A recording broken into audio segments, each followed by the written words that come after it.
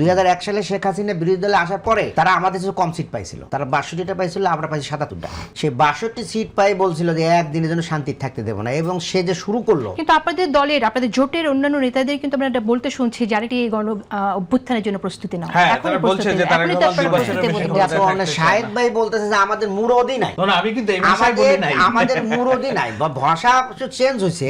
বলছে যে কোনো একটা আসনে আমরা প্রতিরোধ করতে পারলাম না। আপনি কি চাচ্ছিলেন যে একটা এরকম হোক, রক্তক্ষয়ী সংঘর্ষ লেগে যাক? এখন দেখেন এই যে চুয়াডাঙ্গায় কালকে একজন ভাইকে তারা হত্যা করলো, সেখানে আমি ওখানে আমাদের যে জেলা আমির উনি এমপি হয়েছেন, ও আমার খুব স্নেহের, আবার আমার ওই অ্যাডভোকেট, তো আমার সাথে তার খুব ভালো সম্পর্ক, আমি ছাত্র জীবন থেকেই খুব স্নেহ করতাম। জিজ্ঞাসা করছে কি হয়েছিল, তো সে বললো দেখেন ওখানে নির্বাচনের পরপরই একটা ঘটনা ঘটছিল, 8-10 দিন আগে। ঘটনা ঘটার পরে সেখানে জামাত বিএনপি সবাই মিলে বসে মীমাংসা করে দিয়েছে, এবং যে বিএনপির যে হামলা করেছিল তাকে আইন মানে দেওয়া হয় এবং সে জেলখানায় যায়, পরবর্তী জামিন হয়েছে কিনা জানি না। এই ঘটনাকে ধরে এটা কিন্তু উভয় দল মিলে ঘটনা সমাধান করে দিয়েছে। এরপরে কালকে তারা একটা বাজারে এসে হামলা করেছে। হামলা করলে তখন আমাদের যারা তাৎক্ষণিক নেতৃবৃন্দ ছিল তারা চিন্তা করছে যে কি করা যায়। বলছে ঠিক আছে তাহলে ওরা আব্বাকে ডাকো, হ্যাঁ, ডেকে বিষয়টা বুঝায় বলা যে এটা অন্যায় বাড়াবাড়ি করছে। এইটা নিয়ে তারা যখন বসে, এর ভিতরে 15-20টা হুন্ডা নিয়ে এসে অতর্কিত হামলা করে 2 মানুষ, একজনকে মেরে ফেললো আর একজনকে আত্মার অবস্থায় ঢাকায় আসছে। আমরা জামাত ইসলামের তরফে তো হামলা দেখছি, বিএনপির অন্তত 4 জন মানুষ নিহত হয়েছে জামাত ইসলামের হামলায়। না এটা ভুল কথা বললেন। ওইটা সোশ্যাল মিডিয়ায় আপনারা নড়াইলে আমি আপনাকে একদম নড়াইলে 5 জন লোককে হত্যা করছে, সেটা হলো নব্য বিএনপি এবং আগের বিএনপি। ও তাহলে ওটা নব্য বিএনপি আগে বিএনপি, মানে এখানে গুপ্ত রাজনীতি নাই। আওয়ামী লীগ থেকে গুপ্ত রাজনীতি ভাই তো আপনারাই করেন ভাই।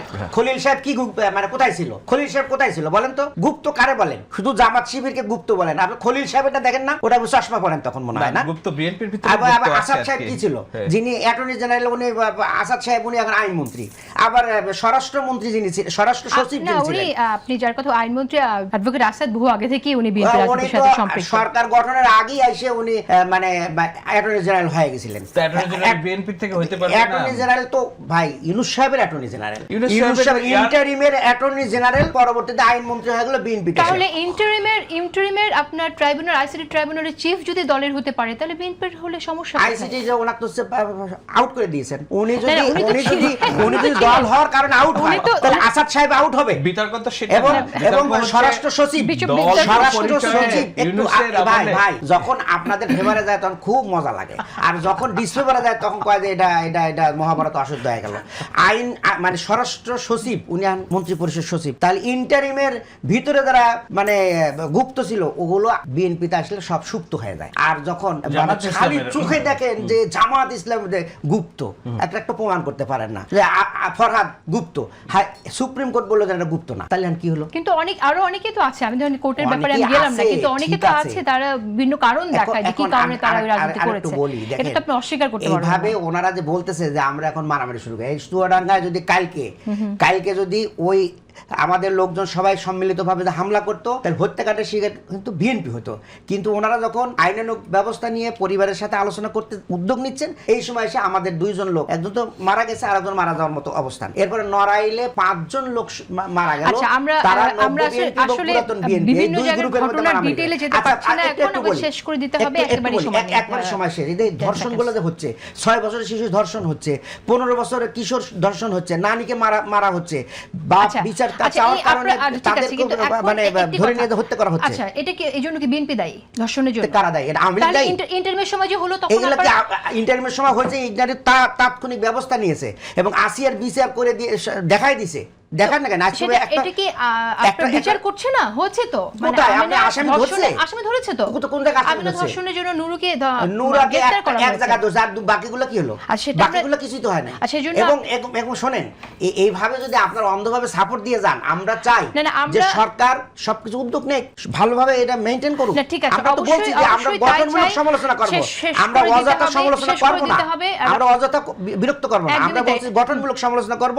আপনার আইনগতভাবে একটা দ্রব্যমূল্য রাজিকুজ্জামান রতন, আমি দ্রব্যমূল্য একটাও কমাতে পারেনি, কিন্তু একটাও কমাতে পারে না। এই রমজান মাসে সবাই হাহাকার করতেছে, একটা দ্রব্যমূল্য যদি কমাইতো তাহলে আমরা বলতাম যে নতুন সরকার এসে উদ্যোগ নিয়েছে। ঠিক আছে, করে দেব রাজিকুজ্জামান রতন আপনাকে। আমি একটু আপনার কাছে একদম 30 সেকেন্ড সময় আছে। আপনার কাছে কি মনে হয় যে এই যে ঘটনা, বিশেষ করে ধর্ষণের প্রসঙ্গ এসেছে, এই বিষয়টা নিয়ে কথা আমি একটু মন্তব্য শুনতেই চাই যে এই ঘটনাটা আমাদের থামছে না, এরকম দুর্ঘটনা ঘটছে, এরকম অপরাধ সংঘটিত, নির্মম অপরাধ সংঘটিত হচ্ছে, এটার বিচার আমরা চাই সবসময়। কিন্তু বিএনপি ক্ষমতায় এসেই 7 দিনে ধর্ষণ বেড়ে যাবে এরকমটা যদি দাবি কেউ করে, সেটাকে আপনি সমর্থন করেন কিনা এটা শুনতে চাই। ধর্ষণের মনস্তত্ত্বটা সমাজে আছে। কেউ যদি প্রতিশোধ নিতে চায়, তাহলে যদি সে শারীরিক শক্তিটা না পারে, গালি যদি দেয়, দেখবেন মা বোনকে নিয়ে গালিটা দেয় আগে। তারপরে যদি সুযোগ পায়, তাহলে প্রতিপক্ষের নারীদের উপর আক্রমণ করতে চায়। এটা যুদ্ধে বলি অথবা নির্বাচনে বলি, সব ক্ষেত্রে এটা হয়েছে। এটা বন্ধ করা দরকার। এটা বন্ধ করার দুটো দিক আছে, একটা হলো মনস্তাত্ত্বিক লড়াইটা করতে হবে, দ্বিতীয়ত হচ্ছে আইন। 97% ক্ষেত্রে অপরাধীরা বিচার পায়নি। ফলে এই ক্ষেত্রে আমরা যেটা মনে করি, একদিকে সামাজিক সচেতনতা গড়ে তুলতে পারে, একদিকে আইনি কঠোরতাটাও এখানে প্রয়োগ করতে হবে।